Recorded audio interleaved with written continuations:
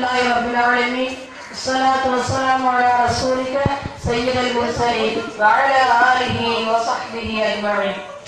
நான் பேசி எடுத்துக்கொண்ட தலைப்பு வழக்கத்திற்கு பெரிதும் காரணம் பெண்களே.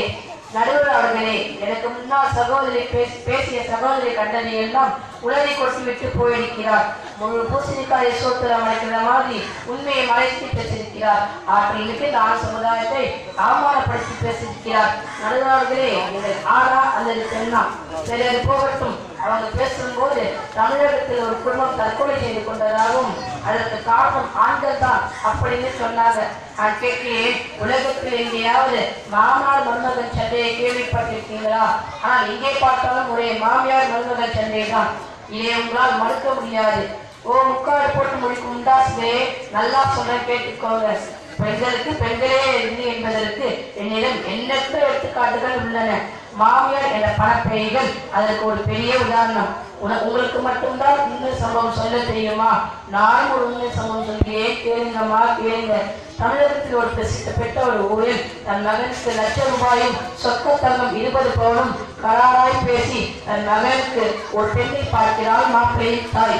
15 பவுன் நகையை போட்டுவிட்டு மீதியை பிறகு தருகிறோம் என்று சொன்னதை கேட்ட மாமியார் என்ற பெண் பிசாசு அப்படி என்றால் இந்த சம்பந்தமே வேண்டாம் என்று பேயாட்டம் போடுகின்றார். ஒரு வழியாக கல்யாணம் நடக்கிறது.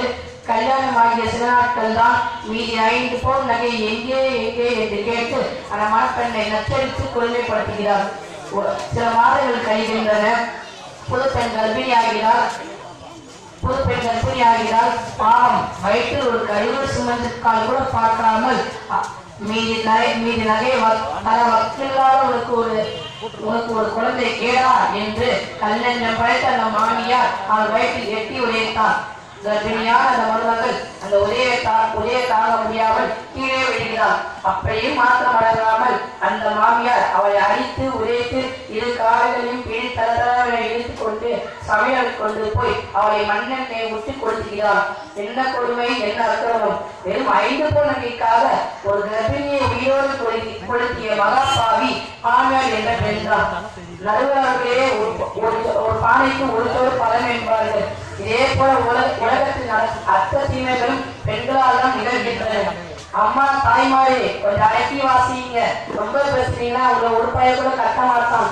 பெருமானார் ஸல்லல்லாஹு அலைஹி வஸல்லம் அவர்கள் கூறினார்கள், அல் பின்து பரக்கத்துன், பெண் குழந்தை பரக்கத்தாகும் என்றார்கள். ஆனால் இந்த பெண்களை மதிப்பதில்லை.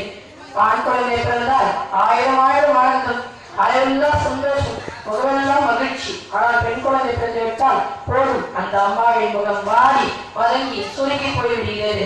குற்றம் செய்வது நீங்கள், பழி போடுவது எங்கள் மீதா. பாவம் ஒரு பக்கம், பழி ஒரு பக்கமா? இன்றைக்கு சமுதாயத்தை வளர்ச்சியை வாங்க மாட்டோம் என்று எல்லா ஆண்களும் சேர்ந்து முடிவெடுத்தாலும் இந்த வீணா போன பொம்பளைங்க விட மாட்டாங்க. நடுவர்களே, எப்படின்னு கேட்கிறீங்களா? நான் இந்த சவால் விடுகிறேன், நல்லா குறிச்சு வச்சுக்கோங்க. நான் வளர்ச்சி வாங்காமல் கல்யாணம் செய்ய தயார். ஆனால் இந்த சமுதாயம் என்ன பேசும் தெரியுமா?